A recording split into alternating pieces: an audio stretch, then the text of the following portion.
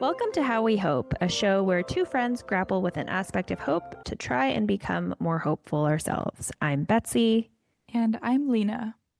Betsy, how hopeful are you feeling today? I am feeling more hopeful because it is the day after a hangover. Oh my God. And an improvement in my physical well being does put me in a better mood, which I think makes me more inclined to believe that everything is going to be okay. How It's are you true. feeling? I'm feeling I'm feeling good. It's That's not what you said on our last take. it's fall. It's a time of change, you know. Hmm. I'm hopeful things are on the up and up for me. For you personally. Yeah. I don't know about Okay. the world. Okay, well, that's interesting because fall makes me feel incredibly nostalgic. The end of the summer is a tragic time. Do you like summer in Ohio? Yeah, I do. I like summer in Cincinnati. People are out and about. There's a lot of outdoor music. Mm-hmm. It is a little more humid than I would like, but I do enjoy the sun. I always welcome the sun. I think I've gaslit myself into really enjoying the winter in New York. So I'm not mad about the transition into colder and darker days. I've really reframed my mindset because, on the one hand, you can be like, oh man, it's so sad that by the time I'm out of work, it's dark. But Mhm. on the other hand, you can be like, oh my God, it's dark. That means it's time to be out of work. So that's the way I think about winter these days. Okay, let's keep this show moving. This week, we are talking about Afrofuturism and what it has to teach us about hope. If you're wondering what Afrofuturism is, here's Michigan State University professor Julian Chambliss. I always define Afrofuturism as the intersection between speculation and liberation, born of the aspiration of people from the African diaspora. It is manifest in sort of cultural aesthetics around art, music, and practice. It tends to de-emphasize a Eurocentric approach and embrace a kind of African diasporic sensibility. Mm. So that definition allows for lots of things to be Afrofuturism, but its original permutation is often associated with speculative fiction, science fiction, written by Black authors, primarily starting in the 1970s in a sort of modern context. And the author that people often refer to, of course, is Octavia Butler. So, Afrofuturism refers to a pretty massive oeuvre of books, movies, comic books, songs, art, and literature of many different types that weave sci fi and futuristic elements with aspects of Black history and culture. Many of them have been extremely influential in the tapestry of American culture, and in some cases, also influenced the rest of the world. So you might not have heard the word Afrofuturism before, but chances are you have interacted with an Afrofuturist work at some point or another. Why were you drawn to Afrofuturism as the topic of this episode? Well, I always appreciate really great world building, and I find Afrofuturist world building to be inherently hopeful because it's rooted in history and in the historic and ongoing oppression of Black people while imagining a future where that doesn't have to continue. So there is Hmm. a determination to not accept things as they are that really resonates with me. Can you give any examples of Afrofuturist works that our listeners might recognize? Yes, my cultural references are young because I'm Gen Z. But Marvel's Black Panther is a pretty obvious and maybe the most prominent example of Afrofuturism in the mainstream within the past 10 years. The movie came out in 2018 and it tells the story of the fictional nation of Wakanda and how its people use the metal vibranium to develop very advanced technology and also conceal themselves from the rest of the world within an invisible force field. But it's impossible to have a conversation about Afrofuturism without starting with the sci-fi author who is widely regarded as its mother, Octavia E. Butler. Octavia Butler has written many acclaimed sci-fi novels, but her seminal Parable series, which began with Parable of the Sower, published in 1993, is the book we'll be discussing today. Lena, we both read Parable of the Sower in preparation for this episode. What is the world of Parable like? The year is 2024. The earth has become far less livable with climate change and scorching temperatures, and people aren't able to afford basic necessities anymore. So they turn to hoarding and violence. Communities are constantly falling apart. People's homes are being burned down and looted. Politicians are useless. And characters like our protagonists end up blindly searching for more livable communities in other parts of the country. They're living on the road. They're just walking vaguely in the direction of north, but have no real guarantee that there's a better life anywhere else. Right. Parable follows a 15-year-old Black girl named Lauren Olamina who is living in a post-apocalyptic Los Angeles. Lauren emerges as the leader of a ragtag group of refugees who are fleeing wildfires, human trafficking, sexual violence, you name it. In the sequel to Parable of the Sower, a Christian nationalist wins the election for president of the United States with the slogan, "Make America Great Again." Keep in mind, Octavia Butler wrote this book over 30 years ago, so it does feel like she saw this all coming. The fact that it was written 3 decades ago and it feels like we've gotten closer to this dystopian future that Octavia Butler was writing about, where there's existential questions of climate and cost of living and gun violence. It feels like we've regressed over the past decade rather than getting closer to a solution. Yeah. We are both in our 20s, and so Parable of the Sower is older than we are. The book was written, we were born, and then it feels like the world got worse. I wanted to speak to a teacher about what it's like to teach Parable of the Sower to young people at such an existential time. Professor James Howard Hill Jr. is an assistant professor of religion at Boston University. And in the fall of 2021, he was teaching Parable of the Sower to nearly 50 undergrads at the University of Oklahoma. It was for sure an angsty time because it was the first semester that students were back at campus during the pandemic. This is what he said about why he chose this book in particular. I wanted to assign a book that would intentionally invite students to struggle, engaging not with a textbook or a work of social science, but engaging with a work of dystopian science fiction. I hope that it would disrupt, destabilize students from whatever they thought religion was. Octavia Butler's work at its best invites us to really question the authority that oftentimes we give ourselves and the authorities that we've allowed other people to give us. And I wanted especially undergrads to really wrestle with their need to feel safe and authoritative in an ever destabilizing and absurd and oftentimes chaotic world. We gave the book a really depressing setup. But the Afrofuturist element is that throughout the novel, Lauren is forming a new religion with her fellow travelers. That faith is what gets them through some of the hardest moments.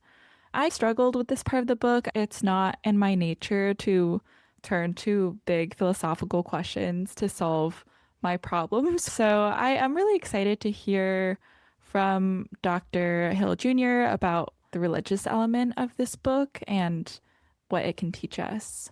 As your friend, I can say with confidence that you are not someone who turns to religion during times of hardship. Literally never going to happen in all our years of friendship. Lauren, pretty much as a 15-year-old, realizes that she and her fellow refugee friends really need a belief system to be able to survive the everyday of living through an apocalypse. So she comes up with a religion. She calls it Earthseed. A central principle of Earthseed is that God is change. It's their mantra. And they're constantly looking for ways to change their present, which is very grim. It really gives them the momentum they need to keep going. This is what Professor Hill had to say. What I did was I used the book and Octavia Butler's brilliance as an occasion to invite students to question a broader theme of my own research and teaching, and that's the terms of secular order. It's literally a book about a 15-year-old Black girl. Her father is both pastor and educator. She disavows her father's Christianity and sets out launching her own religion in the world. This is both an account and critique of religion. Essentially, the critique of climate ruin, of fascism, of white supremacy, of gender-based violence, the critique, especially in Parable of the Talents, of heteronormativity, are all facilitated through religion. It's through a young Black girl who says, my dad's religion is not my own, but I have one. And what I want to really investigate is how is it that we can read that book and still come away with the fact this is a secular reading? We have been structured and socialized into believing religion equals belief, but this book isn't really about what Lauren believes. It's about what she's doing and how she's actually moving. And in many ways, that requires a different account of what religion is, not just in the world, but what religion has come to mean in the wake of modernity. So, what we're seeing in Parable is a young woman and her friends making meaning through creating a new religion in dialogue with one another. Parts of it, she expands in response to questions, doubts, and debates with her friends. Part of Professor Hill's argument that I found interesting is that regardless of whether or not you are a religious person, you are likely to be someone who makes meaning out of something else. And probably that something else is still something that requires a certain amount of faith, not necessarily in a God, but faith in other people to work things out together. This is Professor Hill again. For me, that's the beauty of religion, that it's up to the community, those who have to figure out what to do with these received teachings to make meaning out of them. So we are blessed and perhaps even condemned as humans with the task of meaning making, whether we come from religious traditions or we consider ourselves not belonging to a religious tradition. If you belong to a nation state, I'm sorry, friend, you are condemned to meaning making because you have to figure out what the hell is a nation, right? And why should nations even exist? And what are borders? What's human rights? All these different questions. We love to think that they're self-evident. You look outside and it becomes apparent none of this is self-evident. It has to be adjudicated, has to be relitigated. There's advancements, there's backlashes, there's reprisals. There are those who come into class who consider themselves secular, maybe atheist or agnostic, and they think that they are progressive because they have learned to tolerate those superstitious interesting Christians over there. And I'm like, friend, you are invested in the concept of democracy in the 21st century. Like, let's talk about who has to tolerate who. You want to talk about failed prophecies? A lot of us have some prophecies that haven't come, but we still show up to the voting booth. So no, the sky hasn't cracked open and we haven't seen the Son of Man descend on clouds of joy. But friend, in 2 years and 4 years, you're going to go to a ballot box to do your part to maintain democracy, because when we all get together, we can see this change. That sounds a lot like faith talk to me. An important thing that I think Parable of the Sower invites us to consider is that we are all clinging on to something. What Lauren invites us and what Earthseed invites us all to consider is that for some, it might be religion, but for others, it was a sense of democracy, right? So once again, I love Parable because it's one of the best examples of how literature can invite us to critically confront the abyss. The invitation we have in Parable of the Sower is that we all are clasping a hold of some type of meaning that at the end of the day is not necessarily self-evident, but we cling nevertheless. Did you find his argument that it's our responsibility to make meaning from a concept like democracy or a nation hopeful? I think I do. It's very easy to see the state of politics in the US right now and perceive democracy as a failure. It certainly doesn't feel like a success, but it's a lot more constructive to think of it as a work in progress and as a very messy thing to figure out. Democracy sounds old. I remember hearing about it for the first time in history class. So it feels like something that is established, but what am I trying to say? It's newsflash. Democracy is not what I thought it was when I was 12. It's something almost sacred where like this country is built on democracy. Democracy is this pillar of what protects our rights. And it is kind of like religion in that sense that it's almost untouchable. I unfortunately did not find the things that Professor Hill was saying very hopeful, though. I think I'm really exhausted by the idea that we have to personally make meaning from these big structures that exist around us. Something like democracy that's existed for at least thousands of years. I don't want to have to like make my own meaning out of my place in democracy. You're a product manager, right? That's your title. Yeah. Okay, I'm just checking because you are the one who has kept us on schedule for this podcast. I will openly admit that to a product manager talking about what has essentially been a project for thousands of years doesn't make it seem like there are achievable milestones. I totally get that. It's been in the works for a very long time. Yeah. Who was managing that project? There's no SMART goals that we can set for democracy. To cheer up Lena, a very talented musician who plays multiple instruments, we are going to continue our foray into Afrofuturism by segueing into Afrofuturist music. As I previously mentioned, Afrofuturism spans a lot of different mediums, and music is a big part of that.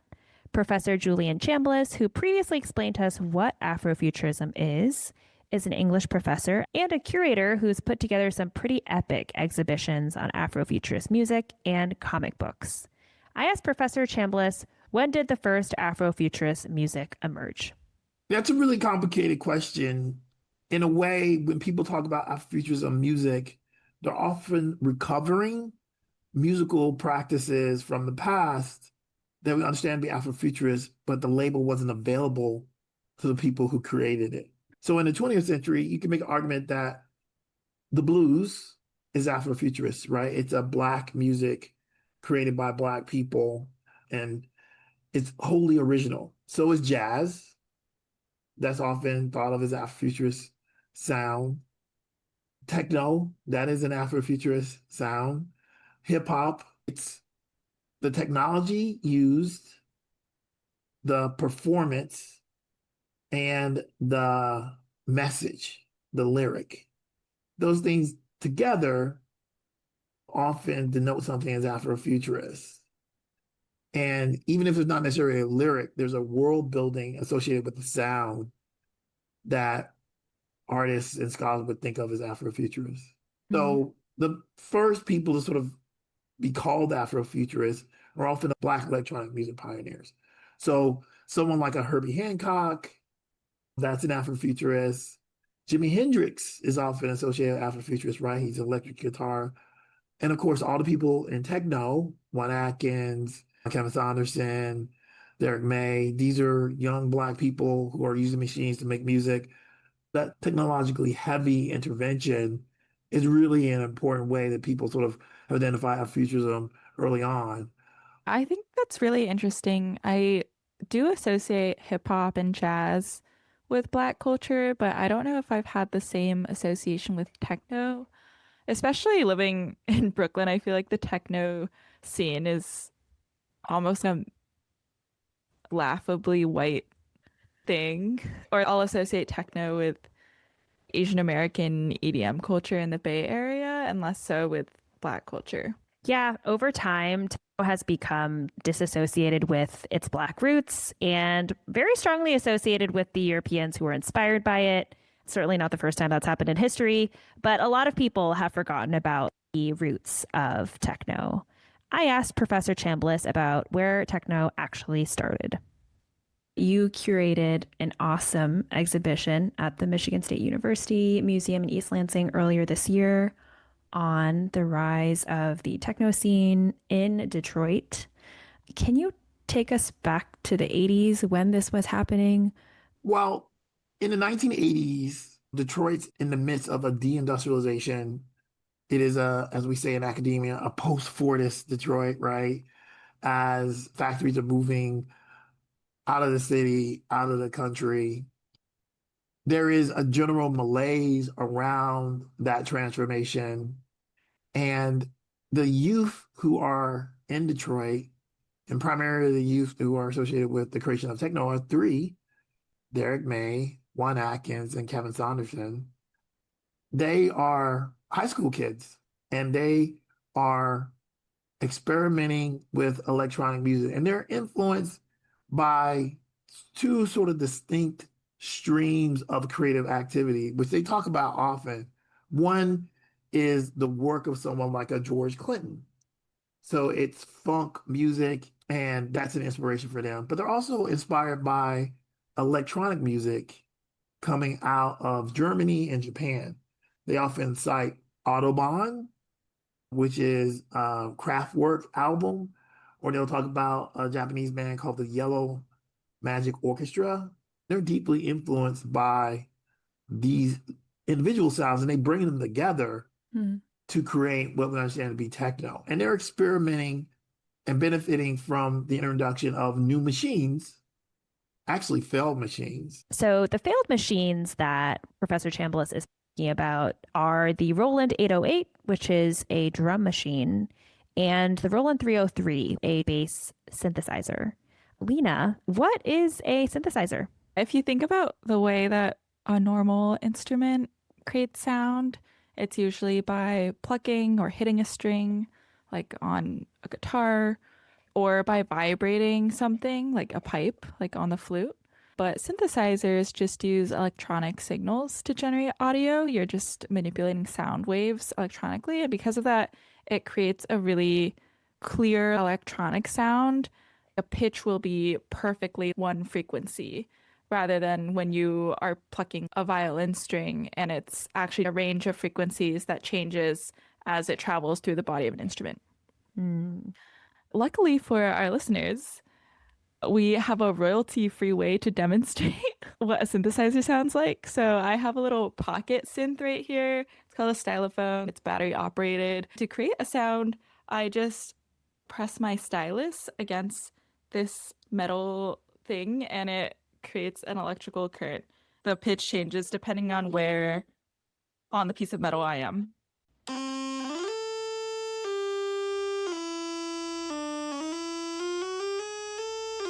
Do you bring it to your jam sessions? I don't know how practical it is, but it's kind of fun. It's a very retro. This is a synthesizer from the 60s. Do you feel like it's true that Gen Z is so fried from all the screen time that we crave analog? Yeah, I totally think so. But maybe just the aesthetic of analog beyond real analog. Yeah, we love an aesthetic. I don't know. I like tactile things. And I like a machine where you can see where it works, which I feel like is a lot of musical instruments, a lot of the digital things that we use on a day-to-day basis.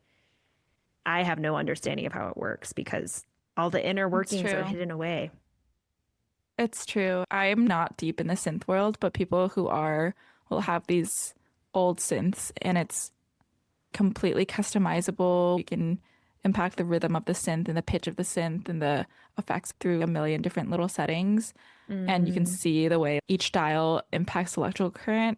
That is very analog. Yeah. Awesome. The types of instruments that these musicians were using were extremely important to the invention of techno as a genre. Those machines were designed to be supplemental instruments for single musicians out in the field, but traditional musicians did not like the sound of the 808. Like it was just too weird. But these kids got those instruments cheap because they were in pawn shops and started to experiment with them. and made the sound that we understand to be techno.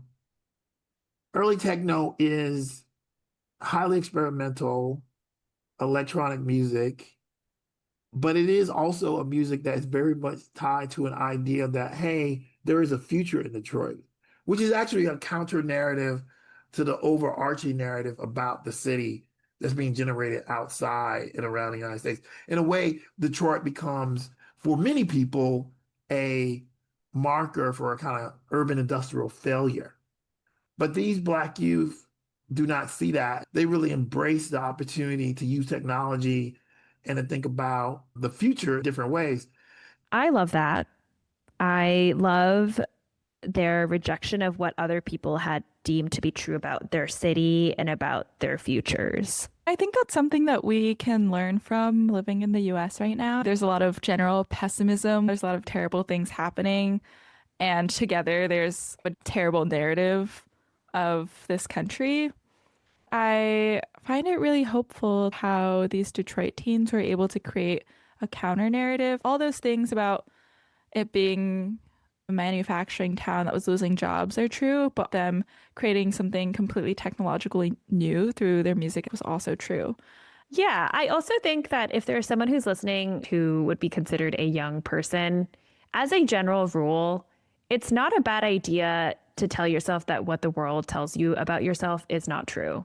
Like, what a great takeaway.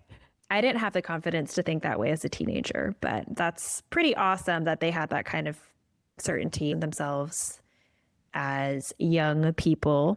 That kind of counter narrative of something maybe not quite hopeful, but something different is definitely very pertinent to Parable of the Sower.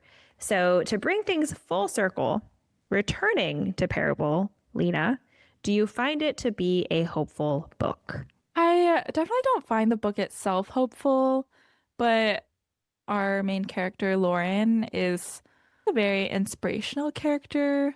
She was able to take the situation that she was in and still find hope in a better life and a lot of faith in the people around her. We've talked about the religious faith that she created, but we also see her placing a lot of faith in these strangers that she meets along the way.